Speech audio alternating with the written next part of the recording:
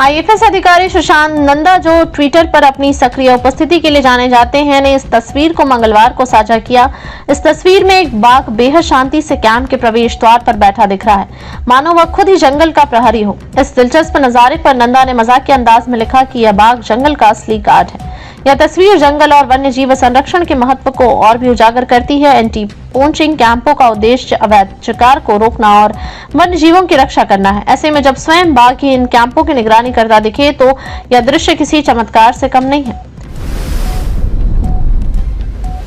राजस्थान के उप मुख्यमंत्री एवं वित्त मंत्री दिया कुमारी ने बजट में सीता माता और गौतमेश्वर तीर्थ स्थल को ट्राइबल टूरिज्म हब के रूप में विकसित करने की घोषणा की। इस पहल से वन्य जीव पर्यटन को बढ़ावा मिलेगा और आदिवासी संस्कृति को संरक्षित किया जाएगा। सरकार पर्यटन सुविधाओं के लिए विकास पर करोड़ों रुपए खर्च करेगी, जिससे स्थानीय निवासियों को रोजगार के नए अवसर मिलेंगे।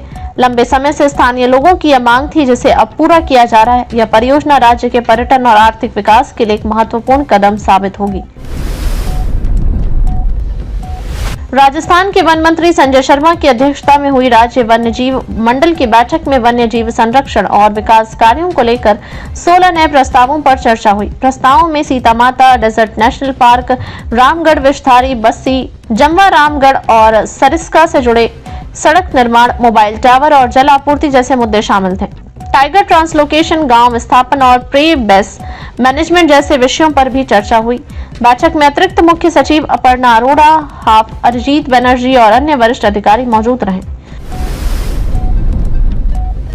वन्य जीव प्रेम और रोमांच के बढ़ते क्रेज ने सफारी टूरिज्म को नई ऊंचाइयों तक पहुंचा दिया है। हाल ही की एक रिपोर्ट के अनुसार 2024 में 29.34 बिलियन डॉलर के इस उद्योग के 2032 तक 52.34 बिलियन डॉलर तक पहुंचने की उम्मीद है, जिसमें 7.5% वार्षिक वृद्धि होने की दर्ज की जाएगी। वन्य जीवों के करीब आने की चाह, सस्टेनेबल टूरिज्म और आधुनिक तकनीक के उपयोग से सफारी पर्यटन को लोकप्रिय बना दिया है।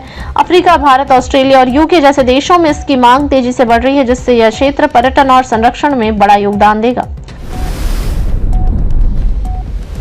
भारत के लद्दाख क्षेत्र में बनाए गए मानव निर्मित बर्फ के स्तूपों पर आधारित एक फोटो श्रृंखला ने 2024-25 one water walk of water towers photo story प्रतियोगिता में पहला स्थान हासिल किया है।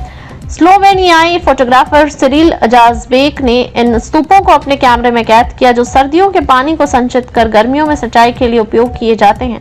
ये कृत्रिम ग्लेशियर जलवायु परिवर्तन के प्रभावों से निपटने में स्थानीय किसानों की मदद कर रहे हैं, जो पीछे हटते प्राकृतिक ग्लेशियरों के कारण जल संकट का सामना कर रहे हैं। यह पुरस्कार हिमालयी जन संरक्षण की अनूठी तकनीक और पारंपरिक ज्ञान की वैश्विक पहचान का प्रतीक बन गया है। असम के डिब्रूगढ़ जिले के मोरान में वन्य जीव तस्करी के खिलाफ बड़ी सफलता मिली। पुलिस ने एक हाई स्पीड चेज के बाद एक तस्कर को गिरफ्तार किया, जिसके पास से तेंदुए की खाल और हड्डियां बरामद हुई। इस कार्रवाई से पूर्वोत्तर भारत में अवैध वन्य जीव व्यापार का बड़ा खुलासा हुआ है। अधिकारियों का कहना है कि यह गिरोह वन्य जीव तस्करी में लंबे समय से सक्रिय था और इस गिरफ्तारी से नेटवर्क को ध्वस्त करने में मदद मिलेगी। रणथंभौर टाइगर रिजर्व के कोर एरिया, जो क्रिटिकल टाइगर हैबिटेट का हिस्सा है, वहां एक निजी बॉटलिंग कंपनी को प्लास्टिक रिसाइकलिंग प्लांट लगाने के लिए अनुमति देना वन विभाग की कार्यप्रणाली पर गंभीर सवाल खड़े कर रहा है। वन अधिनियम 1980 और वन्य जीव संरक्षण अधिनियम 1972 के तहत इस क्षेत्र में किसी भी प्रकार के निर्माण पर प्रतिबंध है, लेकिन बावजूद इसके यह प्लांट शुरू कर दिया गया है। वन विभाग के नियमों के अनुसार 1000 मीटर की परिधि में कोई निर्माण नहीं हो सकता, लेकिन अब वही विभाग खुद इन नियमों की अनदेखी कर रहा है। प्लांट की स्थापना से बाघों और अन्य वन्य जीवों के आवास पर सीधा असर पड़ेगा। शोर और मानवीय गतिविधियों से जंगल में असंतुलन पैदा होगा। जब नेचर टाइम्स की टीम ने इस मामले पर वन विभाग से जवाब मांगा तो कोई भी अधिकारी जिम्मेदारी लेने को तैयार नहीं था। कुछ ने फोन तक नहीं उठाया, जबकि अन्य ने जवाब टाल दिया। नीलगिरी के जंगलों में बढ़ता कचरा काले भालुओं के प्राकृतिक आवास को प्रभावित कर रहा था, जिससे मानव वन्यजीव संघर्ष का खतरा बढ़ रहा था। हाल ही में एक बड़े डंप यार्ड की सफाई की गई, जहां भालुओं की आवाजाही देखी जा रही थी। यह एक कदम अहम है, लेकिन स्थायी समाधान के लिए स्थानीय प्रशासन के साथ मिलकर कचरा प्रबंधन योजनाओं को लागू किया जा रहा है, ताकि वन्य जीवों का आवास सुरक्षित रहे।